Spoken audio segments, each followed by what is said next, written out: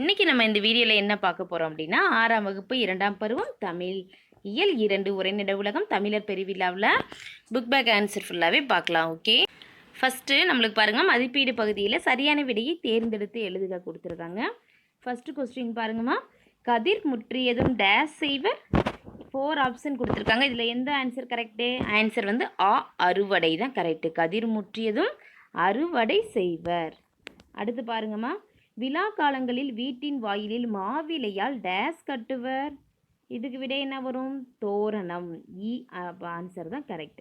விழா காலங்களில் வீட்டின் வாயிலில் மாவிலையால் தோரணம் கட்டுவர். அடுத்து பாருங்கம்மா, பொங்கல் கூட்டல் அன்று என்பதனை சேர்த்து எழுத கிடைக்கும் சொல் பொங்கல் அன்று. ஆன்சர் தான் கரெக்ட். அடுத்து போகி பண்டிகை என்னும் சொல்லை பிரித்து எழுத கிடைப்பது, இதுக்கு ஆன்சர் தான் கரெக்டுமா, போகி ப்ளஸ் பண்டிகை. ஓகேவா, போகி பண்டிகை. அடுத்து பழையன கழிதலும் டேஸ் புகுதலும். இதுக்கு என்ன விடை வரும்? விடை வந்து ஆ தான், புதியன. பழையன கழிதலும் புதியன புகுதலும். அடுத்து பாருங்கம்மா, பச்சை பசேல் என்ற வயலை காண இன்பம் தரும், பட்டுப்போன மரத்தை காண டேஸ் தரும். இதுக்கு விடை என்ன வரும்? விடை வந்து இ, துன்பம். பட்டுப்போன மரத்தை காண துன்பம் தரும். அடுத்து சொற்றொடரில் அமைத்து எழுதுக.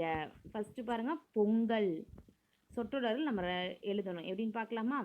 பொங்கல் விழா கிராமங்களில் மிக சிறப்பாக கொண்டாடப்படும். அடுத்து செல்வம்.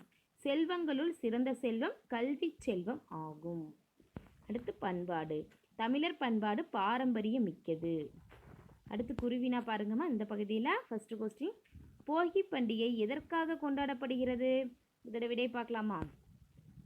வாழ்க்கைக்கு வளம் தரும் மலைக்கடவுளை வழிபடும் நோக்கில் அக்காலத்தில் போகி பண்டிகை இந்திர விழாவாக கொண்டாடப்படுகிறது. வாழ்க்கைக்கு வளம் தரும் மலைக்கடவுளை வழிபடும் நோக்கில் அக்காலத்தில் போகி பண்டிகை இந்திர விழாவாக கொண்டாடப்படுகிறது. இதுதான் இதோட விடை. அடுத்து பாருங்கம்மா, உழவர்கள் ஏன் மாடுகளுக்கு நன்றி செலுத்துகின்றனர்? இதோட விடை பார்க்கலாமா? மாடுகள் உழவர்களின் செல்வமாக மதிக்கப்படுகின்றன. உழவுக்கும் உழவருக்கும் உற்ற துணையாக விளங்குகின்றன. அதனால் உழவர்கள் மாடுகளுக்கு நன்றி செலுத்துகின்றனர். மாடுகளுக்கு நன்றி செலுத்தும் வகையில் மாட்டுப் பொங்கல் கொண்டாடப்படுகின்றது. அதோட விடை. அடுத்து சிறுவினா பாருங்கம்மா, சிறுவினா பகுதியில் காணும் பொங்கலை மக்கள் எவ்வாறு கொண்டாடுகின்றனர்? இதோட விடை பார்க்கலாமா? மாட்டுப் பொங்கலுக்கு அடுத்த நாள் கொண்டாடப்படுவது காணும் பொங்கலாகும்.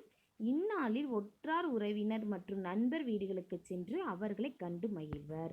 குடும்பத்தினருடன் விரும்பிய இடங்களுக்கு சென்று மகிழ்வுடன் பொழுதை கழிப்பர். மேலும் பட்டிமன்றங்கள், கலை நிகழ்ச்சிகள் முதலியவற்றை நடத்துவர். விளையாட்டுப் போட்டிகள் நடத்தி வெற்றி பெற்றோருக்கு பரிசுகளை வழங்கி பாராட்டுவர். இது அதோட விடை. அடுத்து சிந்தனை வினா. சிந்தனை வினால பாருங்கள், பொங்கல் விழாவின் போது உங்கள் ஊரில் என்னென்ன சிறப்பு நிகழ்ச்சிகளை ஏற்பாடு செய்வீர்கள்? இதில் விடை பார்க்கலாமா?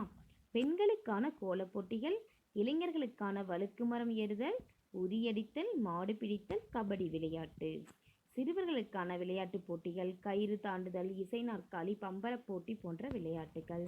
கோவில்களில் சிறப்பு வழிபாடுகள், பட்டிமன்றங்கள், நாடகங்கள், நடன நிகழ்ச்சிகள் போன்றவை நடைபெறும். தப்பாட்டம், மயிலாட்டம், காளையாட்டம், பொய்க்கால் குதிரையாட்டம். அடுத்து பாருங்கம்மா, காணும் பொங்கல் எவ்வாறு மக்களிடையே ஒற்றுமையை வளர்க்கிறது? இதோட விடை பார்க்கலாமா?